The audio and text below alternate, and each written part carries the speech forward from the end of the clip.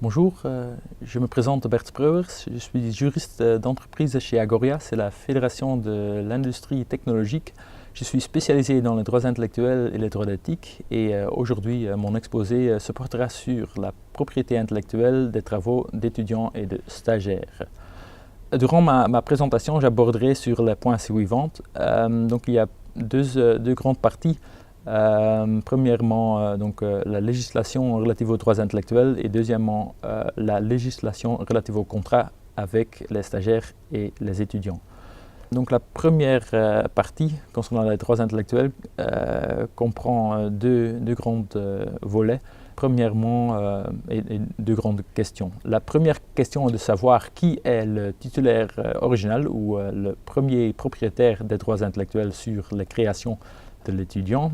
La deuxième question, là il faut se demander comment on peut acquérir ces droits pour autant que vous ne soyez pas le titulaire original, bien évidemment. Quant à la titularité, il faut distinguer d'une part les droits intellectuels qui naissent automatiquement et d'autre part les droits intellectuels pour lesquels on doit déposer une demande, donc des droits qui sont enregistrés. Pour les enregistrements, la situation est relativement simple parce qu'on peut consulter les registres officiels et on y trouve les informations sur le titulaire. Petite exception pour les dessins et modèles au niveau Benelux, là le créateur peut revendiquer le droit pendant 5 ans à partir de la publication de l'enregistrement. Pour les droits intellectuels qui naissent automatiquement, par exemple les droits d'auteur, en principe l'auteur original ou le créateur en est le titulaire original. Une exception est prévue pour les droits d'auteur sur les logiciels. Dans ce cas-là, l'employeur détient les droits, à moins qu'il n'y ait pas de disposition contraire dans le contrat de travail, soit dans le statut. Par la suite, le titulaire peut céder ses droits intellectuels et en principe, il vous faudra un contrat écrit. Les possibilités quant à la cession sont à peu près illimitées, mais il faut tenir compte de deux exceptions. Premièrement, pour les marques, les dessins et modèles au niveau Benelux ainsi qu'au niveau européen, il faut tenir compte du fait que la cession doit être faite pour l'ensemble du territoire concerné. Deuxièmement, pour la cession des droits d'auteur, il y a quelques mentions obligatoires à prévoir dans le contrat avec l'auteur original et il existe quelques règles spécifiques, par exemple pour ce qui concerne des formes d'exploitation encore inconnues et pour des œuvres futures. Il existe un nombre de cas exceptionnels dans lesquels un contrat écrit n'est pas nécessaire, mais évidemment recommandé, je le recommande vivement que vous concluez un contrat. Premièrement, comme je l'ai déjà mentionné plus tôt, l'employeur détient les droits d'auteur sur les logiciels créés par ses employés, en principe. Deuxièmement, pour les modèles et dessins dans le Benelux qui sont également protégés par le droit d'auteur, la cession des droits d'auteur implique la cession du droit sur le modèle ou sur le dessin et inversement. Encore deux remarques quant à la cession. Pour les enregistrements, souvent une notification au registre officiel et une publication dans le registre officiel est nécessaire, notamment afin de rendre la cession opposable à aux tiers. De l'autre côté, en principe, les aspects moraux, donc les droits moraux, ne peuvent pas être cédés.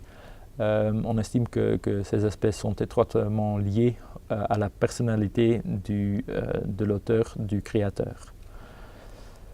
Pour la deuxième partie, elle concerne donc les contrats avec les étudiants et les stagiaires. Il y a une grande variété de possibilités et il faut tenir compte du cadre légal pour le contrat que vous avez choisi.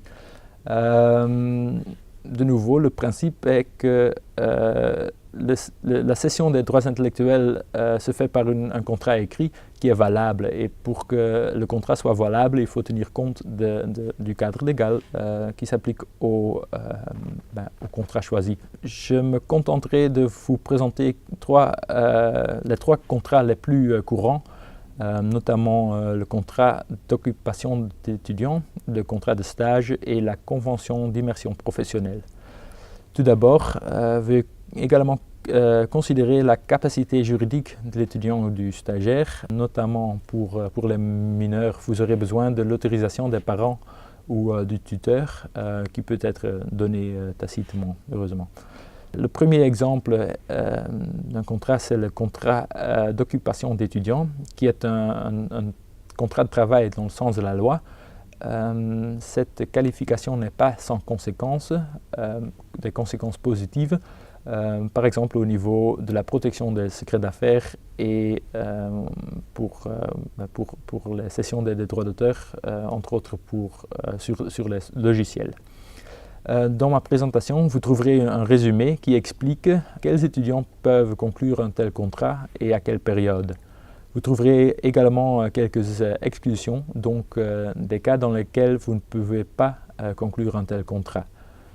Il y a quelques mentions obligatoires à inclure dans le contrat, mais vous avez la liberté contractuelle afin d'ajouter quelques clauses relatives à la cession des droits intellectuels ainsi qu'à la confidentialité. Le contrat de stage d'élève est une autre possibilité. Ici, il s'agit d'un stage dans le cadre des études de l'élève, ce qui implique que son travail n'est pas rémunéré.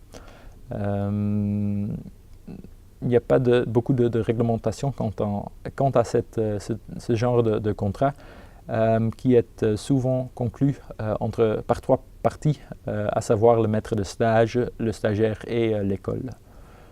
Un dernier exemple, c'est la convention d'immersion professionnelle. Il s'agit d'un stage en entreprise sur base volontaire, donc hors du cadre scolaire.